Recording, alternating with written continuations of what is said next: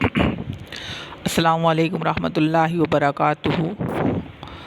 امید ہے کہ آپ بخیر ہوں گے۔ اللہ آپ کو اور آپ کی فیملی کو اپنے حفظ و امان میں رکھے، آمین یا رب العالمین۔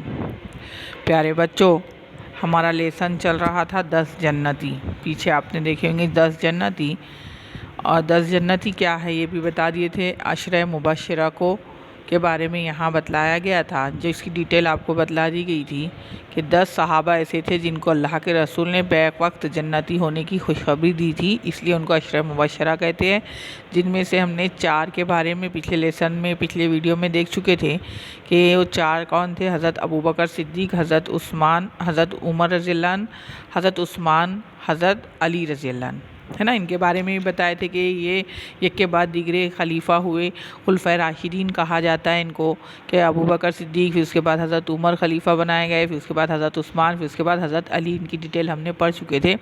5واں نام یہاں پر بتلایا گیا ہے کہ حضرت زبیر ابن عوام۔ آپ کے زیر نظر جو ہے تو یہاں پر ہم اب کتنے ہمارے 6 بچے، جن میں سے 5واں نمبر کس کا لایا گیا کہ حضرت زبیر ابن عوام آپ کو دیکھنا ہے، اور ان کے بارے میں ہم اب جانیں گے کہ حضرت زبیر ابن عوام رضی اللہ عنہ، زبیر نام اور ابو عبداللہ کنیت تھی۔ اب آپ کو کنیت کے بارے میں پیچھے بتلا دیے تھے، بتانے کی ضرورت نہیں ہے۔ آپ کا زبیر نام تھا، ابو عبداللہ کنیت تھی، والد کا نام عوام اور والدہ کا نام صفیہ تھا، ہے نا۔ والد کا نام عوام تھا اور والدہ کا نام کیا تھا؟ صفیہ تھا۔ حضرت صفیہ پیارے رسول صلی اللہ علیہ وسلم کی پھوپھی تھی، ہے نا۔ یہ حضرت صفیہ جو تھی تو اللہ کے رسول کی پھوپھی تھی۔ اس طرح حضرت زبیر اللہ کے رسول کے پھوپھی زاد بھائی تھے۔ حضرت ابو بکر صدیق کے داماد اور حضرت خدیجہ رضی اللہ عنہ کے سگے بھتیجے تھے، ہے نا۔ آپ کا رشتہ کس طرح کا تھا کہ زبیر رضی اللہ عنہ اللہ کے رسول کے پھوپھی زاد بھائی تھے، مانا پھوپھی کے لڑکے تھے۔ حضرت ابو بکر صدیق رضی اللہ عنہ یہ ان کے داماد تھے، مانا حضرت ابو بکر کی بیٹی حضرت زبیر کے نکاح میں تھی، اور حضرت خدیجہ رضی اللہ عنہ کے بھتیجے تھے، مانا رشتے میں آپ کے بھتیجے تھے۔ آیا سمجھ میں؟ آگے قبول اسلام، کہ آپ نے اسلام کس طرح قبول کیا۔ اللہ کے رسول کو نبی ہوئے ابھی تھوڑے ہی دن ہوئے تھے، صرف 6-7 آدمی ہی مسلمان ہوئے تھے، ہے نا۔ اوالی جو تو اسٹارٹنگ میں جو ہے تو انہوں نے اسلام قبول کیا تھا، کہ آدمی چند ہی لوگ جو ہے تو 6-7 آدمی مسلمان ہوئے تھے، اور حضرت زبیر کی عمر 16 سال کی تھی۔ کتنی تھی؟ 16 سال کی تھی کہ ایمان لائے، ہے نا۔ 16 سال کی عمر میں آپ نے ایمان لائے۔ اس زمانے میں ایمان لانا کوئی آسان بات نہ تھی، آپ کو بتایا جا چکا پیچھے سب کہ کتنی مشکلوں سے ایمان آیا دنیا میں، جو تو اللہ کے رسول نے ایمان کو پھیلایا، آسان نہیں تھا۔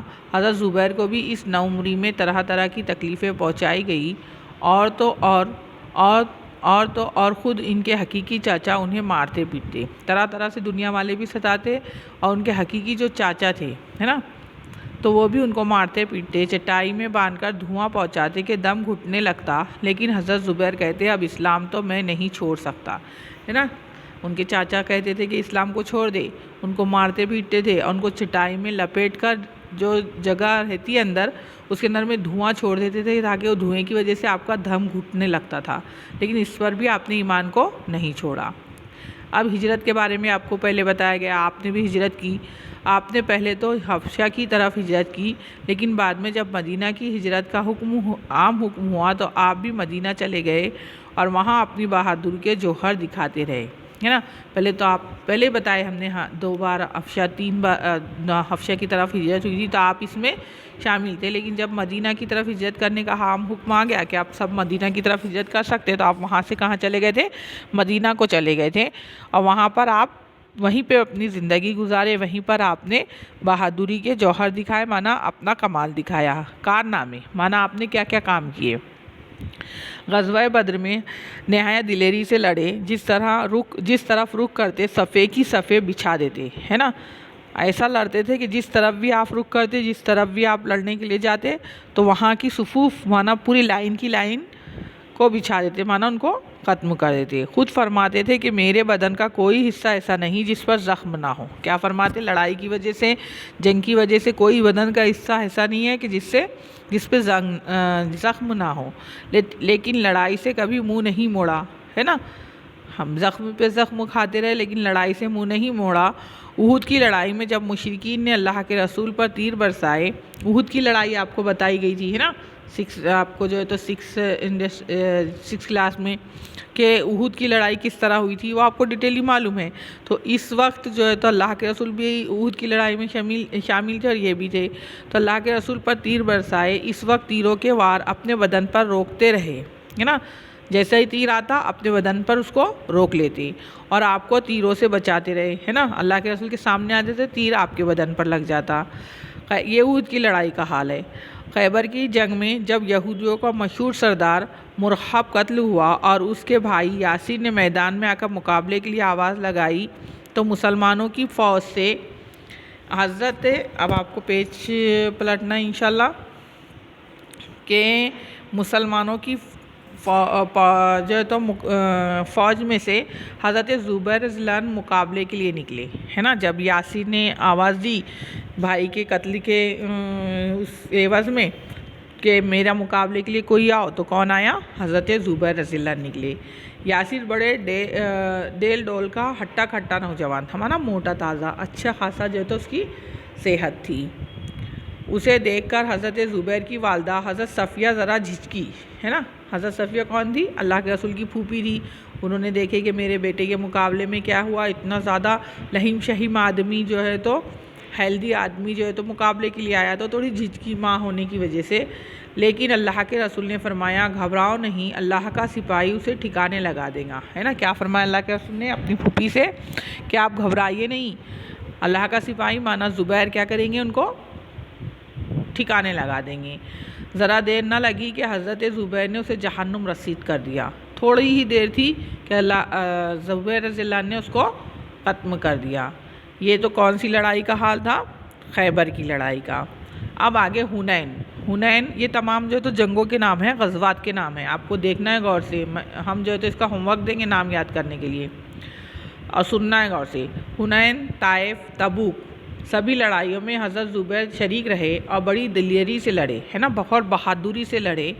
حضرت عمر کے زمانے میں جنگ یرموک میں شریک رہے، ہے نا، یہ جو اوپر ہے تو غزوات تھے، اور یہ جنگ جو ہے تو یرموک پر میں جو ہے تو آپ شریک رہے اور اس زور سے حملہ کیا کہ دشمنوں کی فوج کو چیرتے ہوئے اس پار نکل گئے۔ اب مقابلے کے لیے کس طرح کھڑے ہوتے، آمنے سامنے کھڑے ہوتے نا، آپ نے دیکھیں گے ایک طرف ایک فوج، ایک طرف دوسری فوج، تو آپ نے اتنے زور سے اتنی پرزور حملہ کیا کہ چیرتے ہوئے گھوڑے کو دوڑاتے ہوئے دوسری طرف نکل گئے، مانا پوری جو ہے تو دشمنوں کی فوج کو پار کر لیا۔ اب واپسی پر، مانا وہاں سے واپس ہوئے اپنی فوج کی طرف، واپسی پر رومیوں نے گھوڑے کی بانگ پکڑ لی، مانا گھوڑے کی جو رسی ہوتی ہے اس کو بانگ کہتے ہیں، وہ پکڑ لی اور سب نے مل کر سخت حملہ کیا، لیکن آپ نے تنہا سب کا مقابلہ کیا اور واپس آئے، ہے نا، آپ نے جب بھی ہمت نہیں آ رہی بلکہ مقابلہ کیا اور واپس آ گئے۔ اللہ نے مسلمانوں کو فتح بخشی اور ملک شام پر مسلمانوں کا قبضہ ہو گیا۔ آئے سمجھ میں؟ اب فتح شام کے بعد، ہے نا، شام کو فتح کرنے کے بعد جب مصر پر حملہ ہوا تو حضرت عمر نے 10,000 فوج اور 4 افسر بھیجے اور لکھا کہ ہر افسر 1,000 سواروں کے برابر ہے نا، 10,000 جو ہے تو فوج بھیجی 10,000 اشخاص کی اور 4 افسر بھیجے، اور کیا کہا کہ ان میں یہ چاروں جو ہے تو 1,000 کے برابر ہے۔ آئے سمجھ میں؟ حضرت زبیر بھی انہی میں سے تھے۔ لگ بھگ 7 مہینے تک جنگ جاری رہی۔ یہ جو مصر کی جنگ کتنے مہینے تک رہی؟ 7 مہینے تک، 7 منتھ تک جو ہے تو جاری رہی، لیکن کوئی فیصلہ نہ ہو سکا۔ ایک دن حضرت زبیر نے فرمایا آج میں اسلام پر نثار ہوتا ہوں، مانا میں اپنی جان کو اپنے اسلام پر نثار کرتا ہوں، قربان کرتا ہوں۔ اب کیا کیا انہوں نے آگے دیکھنا ہے، یہ کہہ کر تلوار لے قلعے کی فسیل پر چڑھ گئے۔ فسیل مانا منڈیر، آیا سمجھ میں؟ چند اور مسلمان بھی ان کے پیچھے چڑھے، باہر سے تھے نا تو وہ تلوار لے کر اس کے فسیل پر چڑھ گئے، چند اور مسلمان بھی آپ کے ساتھ تھے، سب نے مل کر ایک ساتھ نعرہ لگایا، وہاں پر جا کے اسلام کا نعرہ لگایا۔ باہر کی فوج بھی جوش میں آ کر نعرے لگائے، ہے نا، جیسے ہی مسلمان کی باہر فوج نے دیکھا کہ اب کیا ہو رہا ہے کہ نعرے لگ رہے ہیں، تو انہوں نے بھی جوش میں آ گیا، وہ بھی نعرے لگانے لگے۔ اب قلعے کے اندر جو دشمن تھے کہ دشمن یہ سمجھے کہ مسلمان قلعے میں گھس آئے اور گھبرا کر ادھر ادھر بھاگنے لگے۔ وہ نعرے کی آواز ہی اتنی زیادہ تھی کہ وہ کیا سمجھے، قلعے کے اندر کے لوگ جو جن سے مقابلہ ہو رہا تھا، تو مصر کے لوگ، تو انہوں نے سمجھے کہ مسلمان قلعے کے اندر آ گئے، اب وہ بھاگنے لگے۔ حضرت زبیر نے اسی گڑبڑ میں قلعے کا دروازہ کھول دیا اور مسلمان اندر گھس گئے، ہے نا۔ جب دیکھے آپ تو اندر آ چکے تھے فضیل سے، تو آپ نے جو ہے تو دیکھا کہ یہ بھگدڑ مچ گئی ہے، یہ گھبرا گئے، تو آپ نے قلعے کا اندر سے دروازہ کھول دیا، مسلمان اندر آ گئے۔ ہے سن میں اب آپ کی شہادت، حضرت عثمان کی شہادت سے ملک میں بڑی بے چینی پھیلی ہوئی تھی، ہے نا۔ آخری جو خلیفہ تھے تیسرے نمبر کے جو خلیفہ تھے، تو وہاں پر بہت بے چینی ہو گئی تھی ان کی شہادت پر۔ حضرت علی نے امن و امان کی بڑی کوشش کی، لیکن فساد کی آگ نہ دب سکی اور مسلمان آپس میں لڑنے لگے۔ اس جنگ کو جنگ جمل کہتے ہیں، ہے نا۔ حضرت عثمان کے بعد جو ہے تو بہت کوشش کی علی رضی اللہ عنہ نے کہ فتنہ نہ ہو، لیکن مسلمان آپس میں ہی لڑنے لگے، اس کو جنگ جمل کہتے ہیں۔ حضرت علی کے مقابلے میں ایک طرف حضرت زبیر بھی تھے، ہے نا۔ یہ جنگ کے بارے میں ہم کو کوئی تذکرہ نہیں کرنا ہے، بس یہ دیکھنا ہے کہ زبیر رضی اللہ عنہ کا اس میں کیا رول تھا، اور اسی جنگ کے اس میں ان کی شہادت ہوئی، ٹھیک ہے۔ کہ حضرت علی کے مقابلے میں ایک طرف حضرت زبیر بھی تھے، لیکن حضرت علی نے جب آپ کو پیارے رسول صلی اللہ علیہ وسلم کا فرمان، اب آپ کو جو ہے تو پیج پلٹنا ہے، کیا فرمایا کہ جب جو ہے تو حضرت علی نے اللہ کے رسول کا فرمان یاد دلایا کہ ایک دن تم ناحق علی سے لڑو گے۔ کیا کہا تھا اللہ کے رسول نے آپ کو، زبیر رضی اللہ عنہ کو، کہ ایک دن تم ناحق کس سے لڑو گے، علی سے لڑو گے۔ یہ یاد دلایا علی رضی اللہ عنہ نے، یہ ان کو کہا کہ اللہ کے رسول نے اس طرح کہا تھا، تو آپ جنگ سے کنارہ کر کے بصرہ کی طرف چل دیے، ہے نا۔ آپ نے جنگ روک دی، جنگ میں شامل نہیں ہوئے، بلکہ ملک بصرہ، یہ بصرہ جو ہے تو بصرہ اور بصرہ دونوں پڑھا جاتا ہے، یا عربی میں اس کو بصرہ کہتے ہیں اور اردو میں بصرہ کہتے ہیں، تو اس کی طرف وہ چل دیے۔ لیکن عمرو بن جرموز یہ نام ہے، عمرو بن جرموز نامی ایک سپاہی آپ کے پیچھے ہو لیا، ہے نا۔ آپ تو جنگ سے ہٹ گئے، لیکن یہ سپاہی جو ہے تو آپ کے پیچھے ہو لیا، ان کے پیچھے چلنے لگا۔ عمرو بن جرموز نے بات چیت کر کے آپ کو واپس لانا چاہا، لیکن آپ کسی طرح آمادہ نہ ہوئے۔ اس نے بات چیت کی کہ بھئی اب جو ہے تو آپ واپس چلو، لیکن آپ آمادہ نہ ہوئے۔ عمرو بن جرموز ساتھ ساتھ چلتا رہا، اس نے پیچھا نہیں چھوڑا۔ راہ میں ظہر کا نماز کا وقت آیا، آپ سجدے میں اپنے رب کے حضور سر رکھے ہوئے تھے کہ عمرو بن جرموز نے تلوار کا بھرپور وار کیا اور سر مبارک تن سے جدا ہو کر خاک و خون میں تڑپنے لگا۔ ہے سمجھ میں، اس نے جو ہے تو سجدے کی حالت میں آپ کی شہادت ہوئی کہ اس نے ایک ہی وار میں آپ کے سر کو بدن سے جدا کر دیا، تو پورا خون سب طرف پھیل گیا، آپ تڑپنے لگے۔ ہجرت کے 36ویں سال 36ویں سال 10 جمادی الاولیٰ کو آپ نے اس دنیا سے جنت کی طرف کوچ کیا، رضی اللہ عنہ۔ آیا سمجھ میں کہ 10 آپ کی شہادت یاد رکھنا ہے، تاریخ 10 جمادی الاولیٰ کو آپ نے جو ہے تو آپ کا انتقال ہوا۔ ابن جرموز، اب اس نے کیا کیا دیکھو، ابن جرموز حضرت زبیر کی زرہ اور تلوار لیے خوشی خوشی حضرت علی کے پاس پہنچا۔ زرہ کہتے ہیں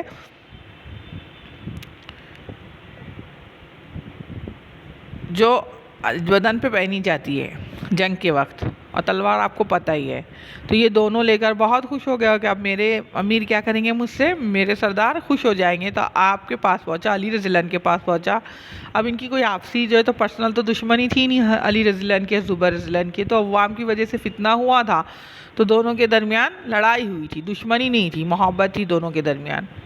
حضرت علی نے تلوار دیکھی تو دل بھر آیا، آنکھوں میں آنسو آ گئے، اور فرمایا ابن صفیہ کے قاتل، جہنم تیری راہ تک رہی ہے نا۔ ابن صفیہ مانا اے صفیہ کے بیٹے کے قاتل، تیرے جو ہے تو جہنم تیری راہ تک رہی ہے نا۔ اس طرح آپ کی شہادت ہوئی۔ حضرت زبیر رضی اللہ عنہ کی خوبیاں آپ لکھی ہوئی دیکھ رہے ہوگی، خوبیاں آپ کے اندر میں کیا خوبیاں تھی، کیا اچھائیاں تھی۔ حضرت زبیر رضی اللہ عنہ بہت نیک، خدا ترس اور سخی تھے، مانا بہت زیادہ خرچ کرنے والے، ہمیشہ ایثار سے کام لیتے۔ حضرت عثمان فرماتے ہیں قسم ہے اللہ کی کہ زبیر سب سے زیادہ نیک ہے اور جہاں تک میں جانتا ہوں اللہ کے رسول کو بہت پیارے تھے، ہے نا، یہ حضرت عثمان رضی اللہ عنہ کا قول ہے۔ آپ صلی اللہ علیہ وسلم کے خوف سے ہر وقت کانپتے رہتے، ہے نا، اللہ کے رسول سے ڈرتے بھی، آپ جو ہے تو اللہ سے کے خوف سے کانپتے رہتے تھے، بہت زیادہ جو ہے تو اللہ سے ڈرتے تھے، آخرت کا حال سنتے تو لرزتے تھے، ہے نا، ہمارے جیسا سن کے ایک کان سے سن کے دوسرے کان سے نہیں نکالتے تھے، ہم آج ڈر نہیں ہے ہم کو، لیکن اس زمانے میں بھی عشرہ مبشرہ ہونے کے باوجود جو ہے تو آخرت کا حال سنتے تھے، قیامت کا حال سنتے تو لرز جاتے، ذرا سی بات سے عبرت حاصل کرتے تھے، ہے نا، ذرا سی کوئی بات ہوتی تو آپ کو عبرت آتی، آپ اسے سبق حاصل کرتے۔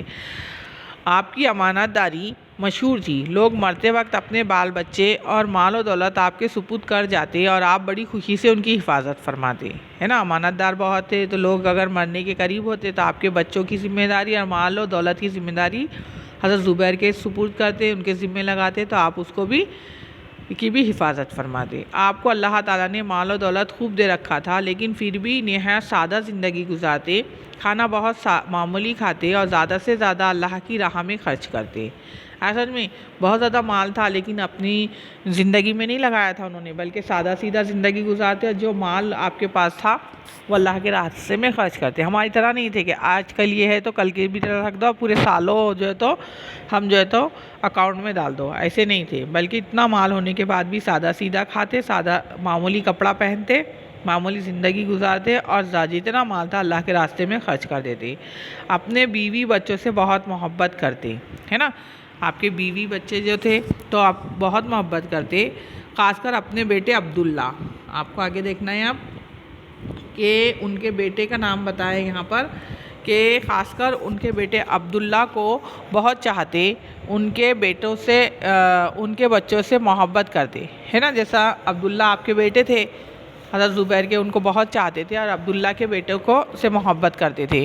عبداللہ نے بھی باپ کا حق ادا کر دیا، ہے نا، بیٹا بھی ویسا ہی تھا، 4 سال تک حج کے موقع پر برابر اعلان کیا کہ جس کا کوئی قرض حضرت زبیر پر ہو وہ آ کر لے جائے، اور جب ایک ایک پیسہ قرض ادا کر چکے تب اپنا حصہ لیا، ہے نا، آپ کا مال پہلے ہی نہیں ہاتھ لیا، ہمارے جیسا وارث نہیں تھا وہ، بلکہ آپ نے 4 سال تک کوئی پیسہ، آپ کا کوئی مال استعمال نہیں کیا، اپنے حصے میں نہیں لیا، بلکہ 4 سال تک ہمیشہ حج کے موقع پر جاتے اور اعلان کرتے جس کا بھی قرض حضرت زبیر پہ ہے وہ آ کر لے جائے، جب تک دیکھے ایک ایک پیسہ آپ کا ادا نہیں ہو گیا قرض کا، تب تک جو ہے تو اپنا حصہ انہوں نے نہیں لیا۔ یہ کون تھے؟ حضرت زبیر رضی اللہ عنہ کے بارے میں ہم نے پڑھا۔ اب 6 نمبر پہ حضرت طلحہ بن عبید اللہ، حضرت طلحہ آیا سمجھ میں، طلحہ نام، ابو محمد کنیت اور خیر لقب تھا، ہے نا، آپ کو جو ہے تو لقب کیا دیا گیا تھا؟ خیر کا۔ لقب کسے کہتے ہیں بتا دیے۔ والد کا نام عبید اللہ تھا۔ حضرت طلحہ بھی ان 7-8 آدمیوں میں سے ہے جو بالکل شروع میں اسلام لائے تھے، ہے نا، پہلے سٹارٹنگ میں جو اسلام لائے تھے ان میں سے ہے۔ تجارت کی غرض سے بصرہ چلے گئے تھے، وہاں ایک راہب سے اللہ کے رسول کی بعثت کی خبر سنی، پھر حضرت ابوبکر کے سمجھانے بجھانے سے مسلمان ہو گئے، ہے نا، تجارت کا جب اپنے ایمان نہیں لائے تھے، بصرہ گئے، وہاں پر ایک راہب نے، راہب مانا پرانے زمانے کی جو تو کتب سابقہ جو تھی اس کے جاننے والے، جیسا ہمارے عالم ہوتے ہیں تو وہ ان کے اس کے جاننے والے کو کیا کہتے ہیں؟ راہب کہتے ہیں۔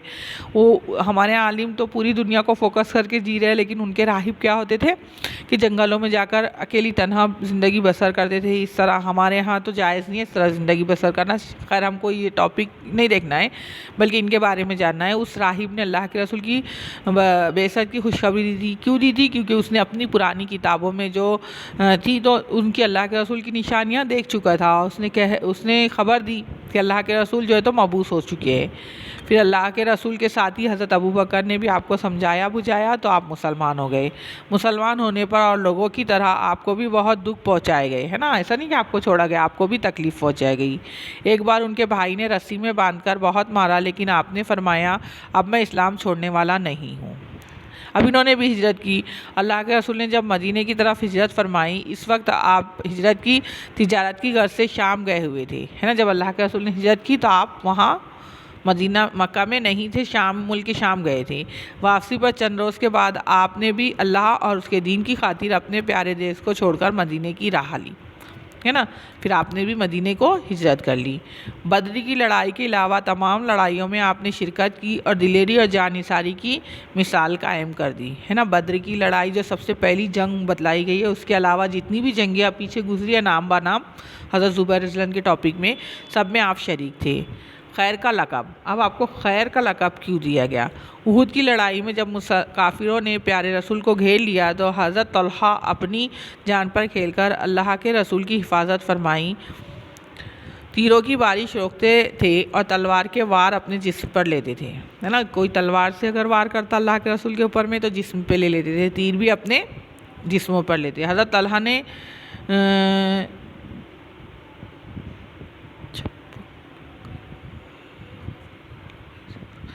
آپ نے جھپٹ جھپٹ کر مانا ایک دم اسپیڈ سے کافروں کے ریلے پر، مانا کافروں کا جو جمگھٹا تھا، ہے نا، بہت سارے لوگ تھے، پر ایسے حملے کیے کہ ان کے چھکے چھوٹ گئے، ہے نا، وہ بدحواس ہو گئے، ہے نا۔ چھکے چھوٹنا مانا بدحواس ہو جانا۔ آخر ایک کافی نے حضور پر تلوار سے وار کیا، حضرت طلحہ نے اسے اپنی انگلیوں پر روکا، ہے نا۔ وار کر رہے تھے، ایک کافی نے دیکھا اللہ کے رسول کے پاس آیا تو آپ پر وار کیا تو آپ نے انگلیوں پر روک لیا، 3 انگلیاں کٹ گئی، ہے نا۔ جیسے ہی تلوار انگلیوں پہ آئی 3 انگلیاں کٹ گئی تو بولے واہ کیا خوب، ہے نا۔ ہماری طرح رونے پیٹنے چلانے نہیں لگے دین کے کاموں میں، بلکہ کیا کہا کہ کیا خوب۔ کافروں کا آگے آپ کو پیج پلٹانا ہے انشاءاللہ، آپ جو ہے تو دیکھیں گے اس کے اندر میں آگے کیا ہے۔ کافروں کا جو ہے تو زور کم ہو گیا، ارے واہ، انہوں نے دیکھے کہ 3 انگلیاں کٹنے کے بعد بھی وہاں خوب بول رہے تو ان کا زور، ان کا جو جوش کم ہوا، تو اللہ کے رسول کو اپنی پیٹھ پر بٹھا کر ایک پہاڑی پر پہنچایا، ہے نا۔ جب یہ لڑائی کا زور کم ہوا تو اللہ کے رسول کو پیٹھ پر بٹھایا، پہاڑی پر پہنچایا۔ حضرت طلحہ کی جانثاری کی مثال نہیں مل سکتی۔ حضرت ابو بکر نے آپ کے جسم پر 70 سے زیادہ زخم گنے تھے، ہے نا، 70 سے زیادہ زخم تھے۔ اسی جانثاری کے صلے میں اللہ کے رسول کے بارے میں آپ کو اللہ کے رسول اسی جانثاری کے صلے میں مانا بدلے میں پیارے رسول کے دربار سے مانا اللہ کے رسول نے آپ کو خیر کا لقب دیا تھا، ہے نا۔ خیر کا لقب آپ کے دربار سے ملا تھا۔ تمام صحابہ آپ کی بہادری اور جانثاری کا لوہا مانتے تھے، مانا آپ کو ایکسیپٹ کرتے تھے کہ آپ بہت زیادہ جانثار ہیں اور بہادر ہیں۔ حضرت ابوبکر صدیق فرماتے یہ طلحہ کا مخصوص دن تھا۔ حضرت عمر آپ کو صحابہ احد والے کہتے تھے، ہے نا۔ اس طرح اس دن بہت زیادہ جانثاری آپ نے دکھائی تھی۔ اللہ کے رسول سے محبت کا واقعہ، حضرت طلحہ کو پیارے رسول سے انتہائی محبت تھی۔ اللہ کے رسول کی محبت میں کبھی انہوں نے اپنی جان کو جان نہ سمجھا، احد کے میدان میں اپنی جان کی بازی لگا دی اور اپنی 3 انگلیاں کٹوا کر ہمیشہ کے لیے اپنے جسم پر اللہ کے رسول کی محبت کا نشان لگا لیا، پیچھے جو گزرا، ٹھیک ہے۔ غزوہ تبوک میں جب اسلامی فوج کو مال کی ضرورت تھی تو انہوں نے بہت سا مال لا کر اللہ کے رسول کی خدمت میں پیش کیا اور فیاض کا لقب پایا، ہے نا۔ فیاض مانا بہت زیادہ خرچ کرنے والا، ٹھیک ہے۔ پیارے رسول سے محبت اور فیاضی ان کی 2 بڑی خوبیاں تھیں۔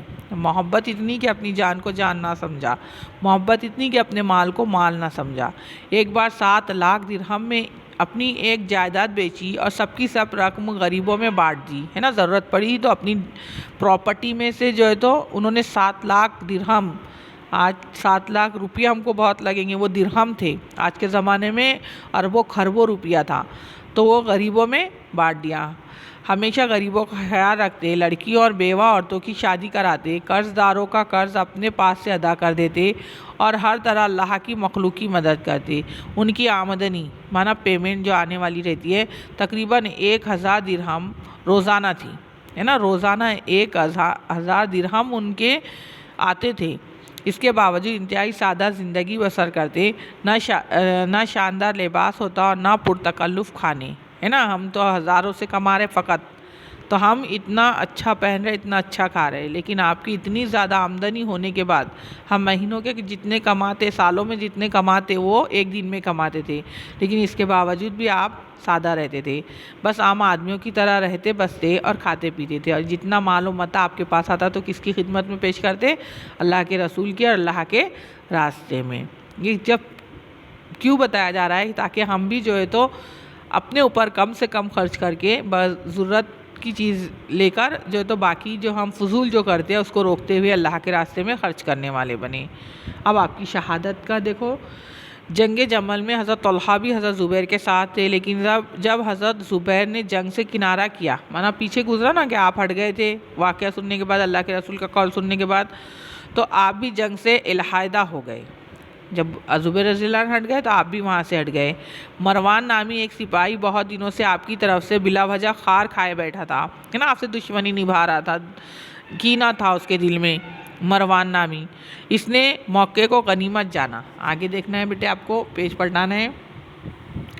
اس نے جو ہے تو کیا فرمایا؟